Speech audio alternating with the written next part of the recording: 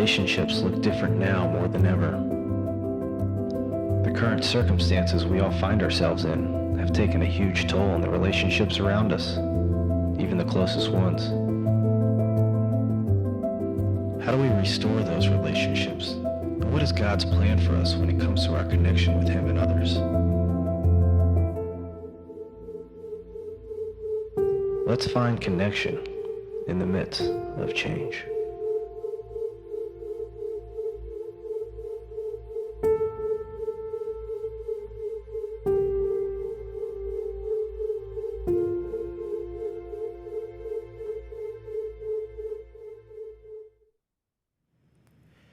So we were hanging out with some friends the other day, and let's just say it was a weird and very interesting experience because it was the first time that we had intentionally hung out with people in the last few months and year. And we were hanging out talking with them. They have kids, and their kids are playing while our kids are playing at the playground. And it was fascinating to watch my kids hang out and play with their kids. It was like they saw some sort of animal at the zoo for the first time, right? Like they didn't even know what to do because they hadn't seen other kids in so long. And so they're playing and hanging out together, and we're having a conversation with our friends. And it was just such an interesting experience for us because we didn't realize how much we had missed being around people. And maybe you're having the same feeling. It's been a while since you've been around others or having those connections. But we had one of our friends text us after we hung out that afternoon, and they just said, wow, it felt so good to spend time with you guys. I didn't realize how much I needed that. And I was like, wow. And she said she woke up feeling so much better the next morning, and she didn't know that that's something her soul was craving. But it was like all of us have this place in our lives, and because it hasn't been there in the last few months and year, it's been like something's missing. And we've been trying to feed that part of our lives that's been starving for so long. I think we're all reminded over the last few months and year of how important, how crucial relationships are to our lives. And I don't know why you're here today, but maybe that's why you're here, is because you're looking to be reconnected to others again, or try to figure out how to bring other people back into your life after not having that for so long. Well, let me just say this. No matter where you find yourself today, no matter what you have going on in your life, I'm so glad that you're here. I'm so glad that you're here because I feel like this message series and collection of conversations that we've been in is so beneficial for us as a church, but not only that, for everybody, no matter where you find yourself and no matter what you find yourself going through. For those of you who don't know me, my name is Trey. I'm one of the teaching pastors here. Everybody say, hey, Trey. Just want to make sure you're awake. I'll say hi to you, every one of you. Thank y'all for being here today. Those of you who are in person who have made the grand expedition to be with us, and also those watching online, glad that you're with us as well. Because I feel like as we're gathering again as a church, and we've been doing this for a few weeks now, bringing people back into the room together, but also we have a summer filled with all kinds of stuff that I'll talk about later. I feel like us coming back together is so important to our lives and also to our faith. And I wanted to do this series because I felt like we all need to be reconnected to relationships again. Because I feel like we've all experienced something that we didn't know how to describe. And the best word I could describe it as is we've had a relation shift. Things have shifted in our lives. This is what the word shift means. It simply means to exchange for or replace by another, to change. Something's changed over the last few months, hasn't it, when it comes to our relationships? How about this? To change the place, position, or direction of, to move. Our relationships, they've moved, they've shifted, things are different. Or the direction of, to move, to make a change in. And whether we liked it or not, over the past few months, we were forced to have our relationships change right before our eyes. And you and I have been trying to pick up the pieces and trying to reconnect to all the important relationships in our lives. And so we've covered some of those in this series. If you've missed any of those, please go back on our on-demand section and watch all of those. We've been talking about our relationship with God and our marriages, with our kids. And today we're going to look at something a little different that may cause us all to kind of figure out, like, what does that even mean? But I believe this with all my heart, and maybe you do too, is that our relationships can be one of the most important and one of the most difficult things to manage in our lives.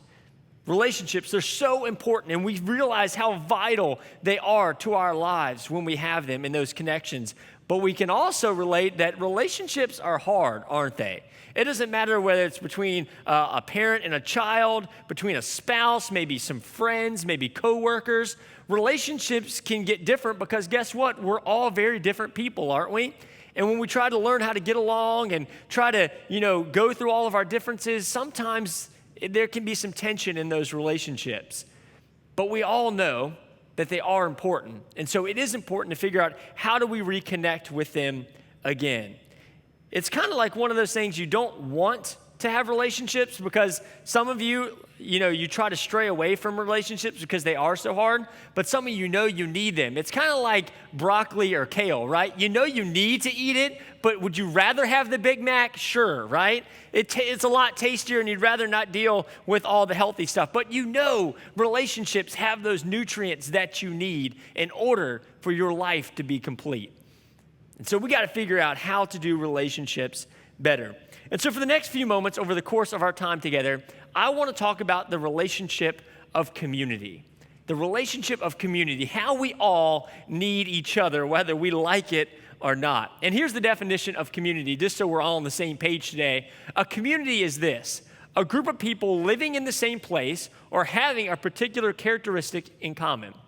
So it's a group of people that have some things in common. Another definition says this: it's a feeling of fellowship with others as a result of sharing common attitudes, interests, and goals. And so we're all gathered around a common goal or a gathering of fellowship to just be around each other for company. And when I think of the word community, it automatically takes me back to one of my favorite TV shows I loved watching as a kid. And that TV show is Friends. Anybody else like Friends? Yes, a few of you. You are my people. See, I relate to this because when I think about community, I think about hanging out at the coffee shop at the Central Perk. And they're just spending time with one another, hanging out together. And there's this bond, there's this community, there's this something that they have. And I know Friends got reunited recently, and I haven't seen it, so don't spoil it for me. I hear it was a disappointment, but that's all right. I'll watch it later on demand. But there's this sense of community, right, that these guys experience. And maybe you watch other shows that they have this kind of bond or this tight-knit group. And sometimes we look at things like this and go, that can never exist for me. Because some of it maybe just seems too far-fetched. And sometimes it is, like if we were to hang out every day at the coffee shop, that would get expensive and it would get weird and a lot of things wouldn't happen. But I do believe that community is important. And I do believe we all seek this kind of fellowship in our lives. But we got to figure out how that we can obtain it for our lives. Because we all have individual communities. If you think about it, you have communities in groups of friends that you hang out with. You have groups of communities maybe in the neighborhoods that you live in together. Maybe groups of people that you work with. There's some sort of community there. Or maybe there's community in believers in church when you come together, and there's this sense of community when we join together. And I've been spending the last few weeks just on my personal journey in the book of Acts. It's a book in the Bible where we see the first kind of big gathering of Christian community. The first church is sort of established in this early book of the Bible. And this book of the Bible comes after the story of Jesus. So Jesus comes to the earth. He claims he's the Son of God. He shows off and does all these things that people are like, okay, he's got to be the Son of God. And then he pulls off the greatest miracle of ever. He dies and then rises again so that you and I would know without a shadow of a doubt that he is the Son of God. And he claimed to be who he was, and he proved it to us by doing what he could do. And now after that, there's this awkward moment. Because he had spent this time gathering these people around him, this community that he had. And then all of a sudden, he's gone.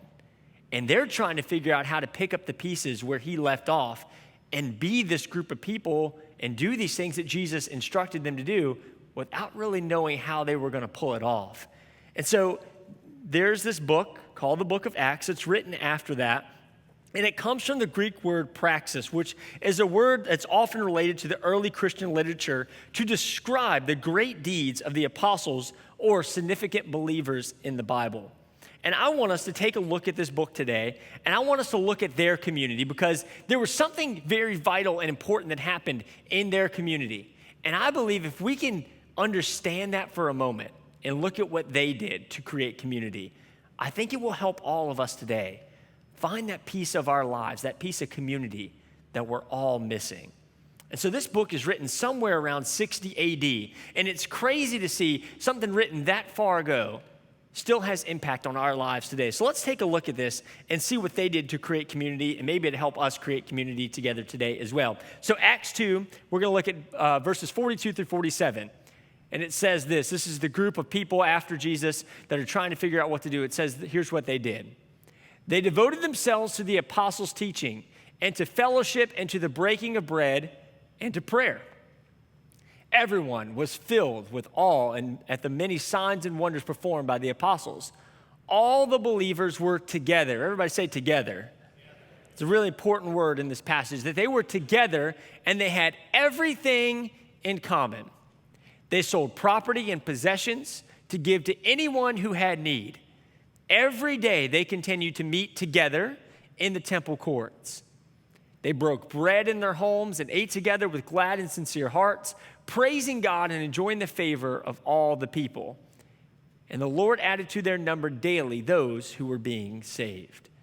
So here's this first kind of church gathering taking place.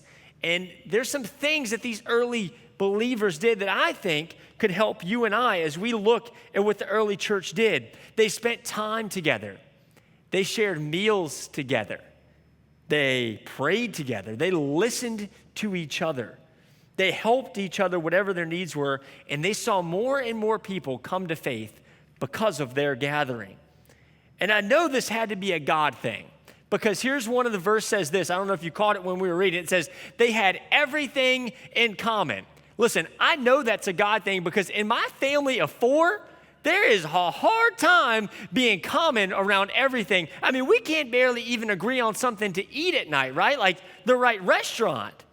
Yet alone these people got along and hung out together and prayed together and did things together because there was something greater happening in their lives that gives us an example of what we should be doing in our lives, in our community as well. And so here's the question I want us to answer today as we go through this conversation with one another. The question is this. So why is community important? Why is it important? Because if we see it in the Bible and it's important there, why should it be important to us? And let's make it just a little more personal. How about this? Why should I want to be a part of a church community? Why should you and why should I want to be a part of a church community? What is there about this community that God has established that helps us live the lives that we were created to live? And that's what I want us to spend the next few moments looking at, because I know there's so many people that have been hurt by others in community, and they have chosen not to be in a community anymore. They've built up walls. It's caused them not to want to participate, to be around anybody anymore. It's caused them to be very guarded, and it's caused them not to trust anybody anymore. And maybe you've had a background in your life like that. Maybe you've had a story in your life where you became very guarded, maybe from a church experience or another community experience, and it's caused you to not want to be in community with others. But here's the thing. You know what else is caused by not having community? It causes loneliness. It causes us to feel like we're missing out on relationships that could exist and be important to our lives. It causes us to live our lives in a way that we were never created to live. It causes us to isolate. It causes us not to live the lives that God created us to live. And so, yeah, there are benefits to community, but there are risks to community when we put ourselves out there and experience something that God wants us to have. So I don't know where you find yourself with that today, because I know a lot of people will say all kinds of stuff when it comes to community. Some people say, well, I don't need the church because I got my relationship. It's me and God, and we're okay, and we sing Kumbaya every night, and it's a great time. And I don't need church because that just gets weird and complicated. And on one part, I get that, because our relationship with God is important, and you don't need the church for that. But here's a thing that maybe you don't want to hear today, is it's not all about you. God never created our relationship just to be about us. He created us in order to be in relationship with other people. God created relationships with himself when he was here on earth and established community. And your relationship with God, it shouldn't just be impacting you, it should also impact people around you. The earlier followers of Christ, the writers of the Bible spent time going places. They spent time connecting with people. They spent time doing life with one another. They spent time teaching people and helping people. And because of their relationship with God, other people were affected by it. And it caused it to make a great impact. And so you and I, there's something important about when we gather together.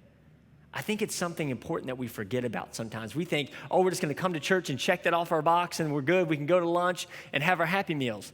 But that's not all God wants to do in our lives. I think God brought us together as a community to do some really cool stuff. But it's going to require us to figure out why that community is important and for us to choose to be a part of it. And so today, I want to give you 4 big thoughts on why I believe community is important for the church, but it's also important for you and your relationship moving forward. And these things actually come from our membership class. I was looking this week going, why did we feel like community was important in the very beginning when this church was started? And so I looked back through some of our membership guides, and man, the things that we wrote down about that ring true just as much back then as they do now. Just as much as they were true in the book of Acts back then, they're true now today. And so let's look at those together. The first reason I believe community is important is this, is that everybody needs a place to belong. Everybody say belong. If you're in here right now, just turn to the person next to you and say, you belong here. Can you do that for me? And turn to that person you just ignored and tell them they belong too, all right? Just because they were your second choice doesn't mean they're any less important. And if you're watching online today, you belong. Everybody needs a place to belong. And that's why we're here as a church. Listen to this, Ephesians 2, 19 through 21 tells us this. Consequently, you are no longer foreigners and strangers, but you're fellow citizens with God's people and also members of his what? Household. It's like we're hanging out in God's house together. We're hanging out. That's what it's about. Built on the foundation of the apostles and prophets, which Christ Jesus himself is the chief cornerstone. In him, the whole building is joined together and rises to become a holy temple in the Lord. So the verse tells us we're not strangers anymore. We're not these people that are just guests. Like, we're family. We're in this thing together. You belong, I belong. And I'm telling you, I had never felt that sense of belonging until my family and I started coming to church. And we started experiencing people that wanted to help us. And we saw that we were wanted and that we mattered. And I don't know about you, but that's an important thing in this life, isn't it? To know that we belong. Because we were not created to live in isolation. We all need a sense that we belong somewhere. And when we come together in the community, that's where we figure out this phrase, I belong here. I belong here.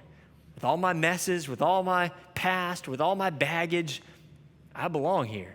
I don't have to be perfect because I know God loves me and cares about me, and I'm going to trust that he put me here for a reason. Christian psychologist Larry Crabb said it in his book, The Best Way Possible, in a book, Connecting, I was reading this week. Here's what he shared from a psychological perspective. He says this, disconnection is a condition of existence where the deepest part of who we are is vibrantly attached to no one, where we are profoundly unknown and therefore experience neither the thrill of being believed in nor the joy of loving or being loved.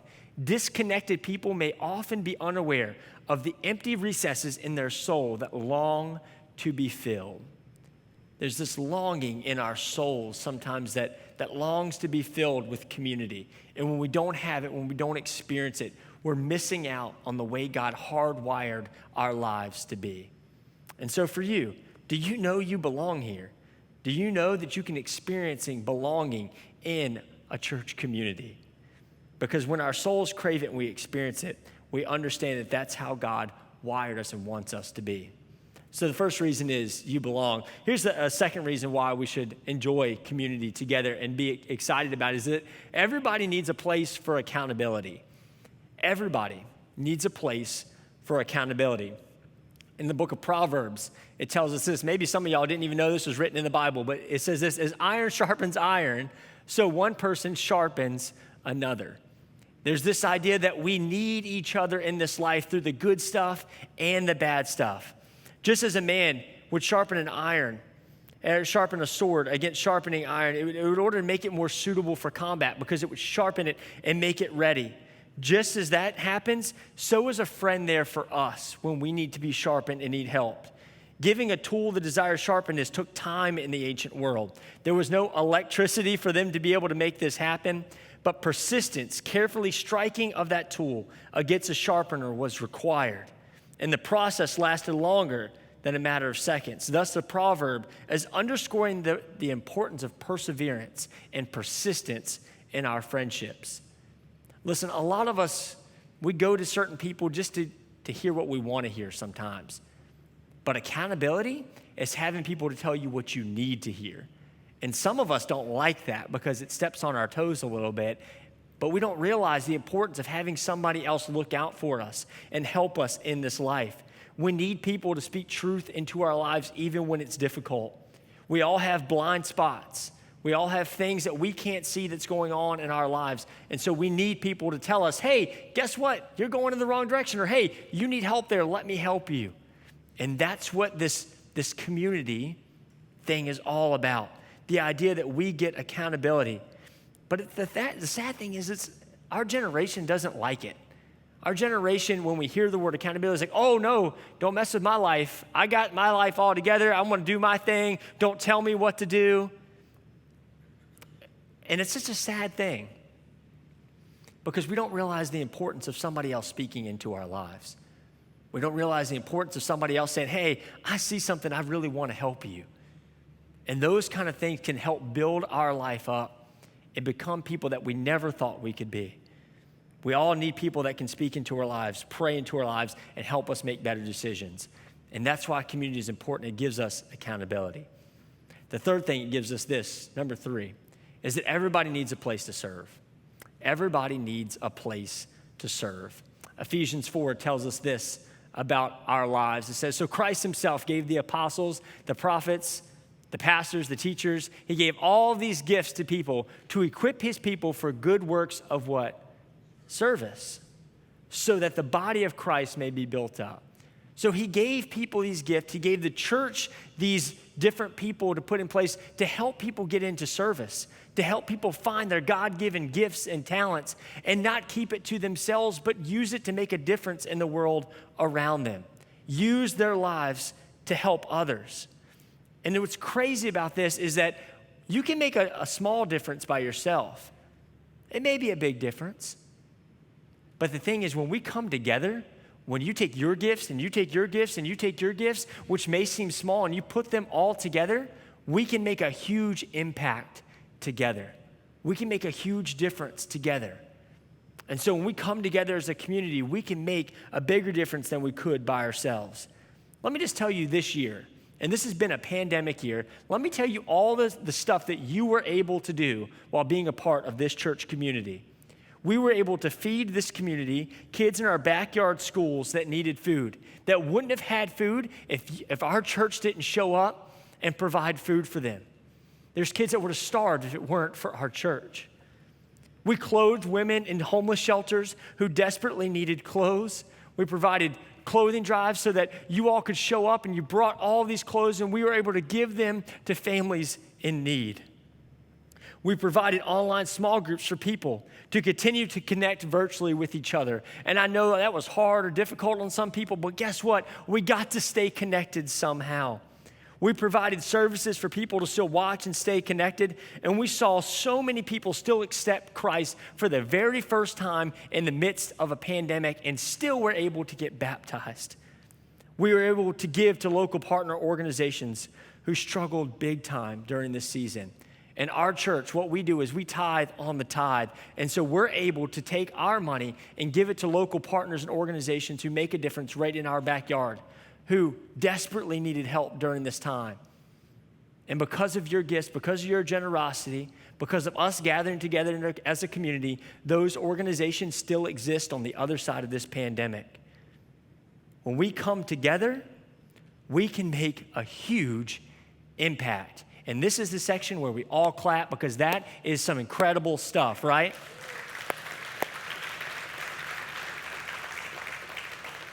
Like, if that doesn't get you excited about community, I don't know what will. If that doesn't get you excited about what you do matters, I don't know what will.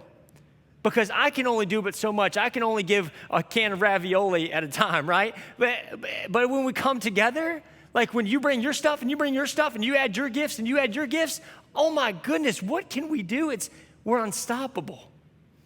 And that's why God put us together as a church, even with all of our weird quirks and personalities and things you don't like about me and I don't like about you. But guess what? We're in this together because we know together we can make a bigger impact. And so when people say, well, I don't need community, well, you know what you're saying is you don't want to make a difference. You don't care about other people. And our world has gotten so selfish that it needs a church that's united, that comes together despite our differences and says, I don't care what it takes. I want to serve. I want to be the body of Christ. I want to be church to the world around us. When we come together, we can make an awesome impact. And I don't know about you, but I want to keep making that impact. And I want our church to continue to be that difference to this community and to the world around us. Coming together is important, not for just us, but for what we can collectively do together. You know, today we wouldn't be able to even show this service to people online if there weren't dedicated people that show up every single week to pull this off. If you look behind you, there's some camera guys, there's some tech people, there's volunteers in our kids ministry right now to teach our kids. There's people around back curtains here that just wheeled all the stuff off and made this happen. You know, we couldn't even do that without these people serving and making a difference. It takes every single person playing their part to make this whole thing work, to be able to bring hope to every single person we can. And so one, I just want to say thank you to all those people because there's been some people serving here for a long time because they know the heartbeat of this place and they know what can be done when we come together. Last thing, I'll get off my soapbox, I promise. Here, number 4, let's move on. Everybody needs a place for encouragement. Everybody say encouragement. Just want to make sure you're with me. Everybody needs a place for encouragement. Hebrews 3:13, writer of Hebrews tells us this, but encourage one another daily, as long as it's called today, so that none of you may be hardened by sin's deceitfulness. I think we can all relate to discouragement, right? How many of you found yourself discouraged over the last few months? Anybody? Cool, I'm not the only one, thank you. I think we can all find ourselves discouraged, lonely, upset. And what happens is that kind of sin gets into our lives, gets into our hearts, makes our hearts very hardened to each other and other things around us to the point that God can't begin to work like he used to because we become so hard-hardened and it's all about us. And what I love about when we come together is we get the opportunity to encourage one another, to speak life into one another, to be there to help each other no matter what we may go through. And I don't know about you, but that's why I need community. I need to be encouraged. I found myself all the time, especially during the last few months, very discouraged from things around me that I let it get inside of me. And when that happens, we need other people to come in and encourage us back to where we need to be. And if you're needing encouragement today, trust me, you're in the right place because I think we all do. And that's why community is so important. We need each other to make this happen. We need a place to belong. We need a place to be accountable. We need a place to serve. And we need a place to find encouragement. And when all of these things happen, when all the community comes together, these things take place. And I don't want you just to hear it from me. I want you to hear from a couple who experienced this firsthand in their life. They signed up to be online small group leaders in the midst of this pandemic. They've led plenty of small groups before this one. They've been incredible as far as helping people stay connected during this time. And I want you to hear their experience over the past few months and what God was able to do in their life and in the life of their small group here at Atlee. Take a look at this video.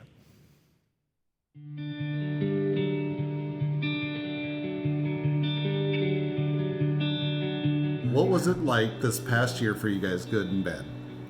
So I would just say for the bad, we'd probably say trying to work together from home, not having any separation during the day, basically worrying about the effects of COVID overall, but also what that meant for our immune-compromised daughter. But also, for a family perspective, just not being able to get out and travel. take vacations or simply just go out and unwind with family or friends. That was very difficult for us. But unfortunately for us personally, we had some family members that tested positive for COVID, and they were far away, and knowing we couldn't travel when there really wasn't anything that we could do for them. For our household specifically, it was our jobs. Angela was working it still is working in banking. I work in the meat industry. So those were very, very stressful jobs during the height of the pandemic. But on the good side, as we had jobs, we had essential jobs that we really didn't have to worry about, if our job was going to be there the next day. So we had job security. It also helped us to be more creative as a family, to try to figure out what to do with our downtime, in different ways. We learned to lean on each other way more than we had in the past, and to actually see each other's roles more clearly. While Angela works part-time at the bank, her off days, if you can call them those, were way more stressful than I'd ever imagined. She was juggling so many things, trying to keep, doctor appointments and the house cleaning, and just juggling all the things that she does day in and day out on her off days. They were way more stressful than her days at work. Yeah, and I actually got to see how hard that Michael worked. I never really truly realized how stressful his job was, and how hard he worked to support our family. So what was it like to lead your online small group during this time? Well, at first we tried to utilize online tools like Zoom and Facebook, but of course, probably like everybody else, we had a ton of technical difficulties. We struggled communicating back and forth and not talking over one another and coining the phrase, "You are on mute." However, we soon realized that we truly missed seeing each other, and after coming to an agreement with everyone, we decided that we would start meeting together in person again. Yeah, so as a group, we got together and agreed that we would limit the social gatherings that we did outside of small groups, so that we limited our exposure. Which was great, but that also meant that our small group was our most important piece of social interaction during that time, and we grew a lot closer. We truly shared not just church and not just our small group studies, but we shared life together during that time, and became very, very close as a group. So how was having that community good for you guys, and the people during the group? Simply put, it ensured we had God at the center of our COVID journey. We, during that uncertain time, you're surrounded by so much out there that's, there was a lot to fear and there was a lot of unknown. But, having that source of God, that, He was in the center of everything. He was in the center of our storms, and He was in control. Yeah, we also made sure to love one another constantly, and reached out to one another to make sure we were okay. One of our group members was actually a single mom and was very concerned about exposing her family to COVID, and so we would take turns in our small group dropping off groceries to her home on her front porch, and things like that. And then we created what was called a love bomb, in which we made a little goodie bag for our small group members and friends, and we would take these little goodie bags and drive them around to everyone's houses and put them on their front porch. And it was, like a good thing when you can't give someone a hug. It was a great way to say, "Hey, I'm thinking about you and we love you." Yeah, send a text saying, "Check your front porch." That was awesome. So, why is it important to be part of a church community? Simply, without that connection, you're left to do it on your own, and to do it by yourself with little to no support that's out there. But having a church family means that you're never alone. You always have that support system that you can rely upon, and you always remind you that God's in control, that He loves you, and He's going to see you through whatever it is that you're facing. Isn't their story awesome? Can we give it up for the Flax? So here's the thing. Now you know why. Why is community important, right? And I hope you get that. I hope you realize why it's important. And here's the other part of it, is the how. How do we reconnect as a community again? And this has been a question that has just overwhelmed our staff meetings. We have been spending so much time on this question, and you'll be hearing more about this in the next few weeks as well. But I want to give you a few opportunities because I believe in order to create community, you have to choose community. You have to choose to want community in your life. You have to understand that you need it just as much as the person next to you needs it. And there's people all around us right now in our community who need this community. They need the hope that only Jesus can offer, and that a group of people like us could offer. And so we've created a few events over the next few weeks and months to help us reconnect as a community. And here's the first one. It's June 27th. It's going to be this big outdoor event. We're going to have baptism, celebrating people going public with their faith. Great opportunity to bring your kids and hang out. And I love that, and I think it's great, but the problem is we need people to show up. We need you to show up. In order to create community, we need the community there. And so my first challenge is that I pray that you show up with us and be a part of that. You know, every Sunday now is a place to reconnect, to gather together. Whether you're online or in person or wherever you find yourself, it's a great place for your kids and your teenagers. But here's the question. Are you showing up? Because you can't get the benefits unless you show up, unless you're a part of it. We have small groups like the Flax just shared. They meet online and in person. We have kayak trips coming up. All these great things to reconnect, but are you showing up? Do you plan to be a part of any of those things? We have plenty of places around this church to serve. I just mentioned a few to you earlier. Well, I mean, we got kids ministry, tech ministry, the band. We got all kinds of events coming up where we're collecting clothes for people who need them. We're collecting food, all these things. But guess what? That requires people.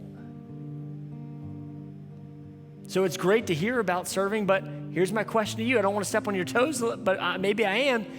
Where are you serving? Where are you helping make a kingdom difference here on this earth? Our community needs you. And you need the community. All of us. We may not realize it, but we need community in our lives. It's essential to who we are. And I know it's been crazy. I know a lot of us are still struggling, trying to figure out how to reconnect, but here's a great first way to start. And I know some of you may not feel comfortable online coming back, but that's okay too, because there's plenty of places for you to connect online as well. But for all of us, we all have to decide, hey, I want a part of this. I want to make a difference. I need accountability. I want to belong, and I want to serve. And so today, wherever you find yourself, I don't know what's going on in your life. I don't know what you have going on, what you came in the door with. But I know a lot of us need this. We need each other. You need me and I need you, and all of us, we need to reconnect with each other. But it's going to take all of us stepping out a little bit, maybe being a little uncomfortable, in order for us to see God move in our lives and the lives of other people. And so today, I just want an opportunity to pray for you, because I know we've all been through a lot. And I know we may not realize how much we've been disconnected, but man, I know I felt it in my life. And I know I need people again in my life, just like you do as well. And so I just want to pray for you today that no matter what was spoken or shared today, that maybe something resonated with you. Maybe something just clicked with you today. Maybe there's some party that says, yes, I need to re-engage in this. My soul needs this. And if that's you today, I just want to pray for you where you're at. So let's close in prayer together as we conclude our time today. Jesus, I thank you so much for creating the church. God, for bringing us all together. God, we all take our different gifts, our talents, our personalities, and Lord, it's incredible how when we can gather together, the difference and the impact we can make for you. And so, Lord, today, I just pray wherever we're at, wherever we find ourselves today, that, Lord, you would help us, stir something in our souls that helps us reconnect to others again. Lord, we know how important it is to be connected with you, but we know, Lord, that there's still something missing if we're not taking that and making an impact for others. And so today, God, help us, use us, inspire us, God, to be a part of community again. We love you, we praise you, and Jesus, we thank you for another Sunday to be together. And in your name we pray, amen Everybody said, amen. Can we got a hand for our time together today? Awesome.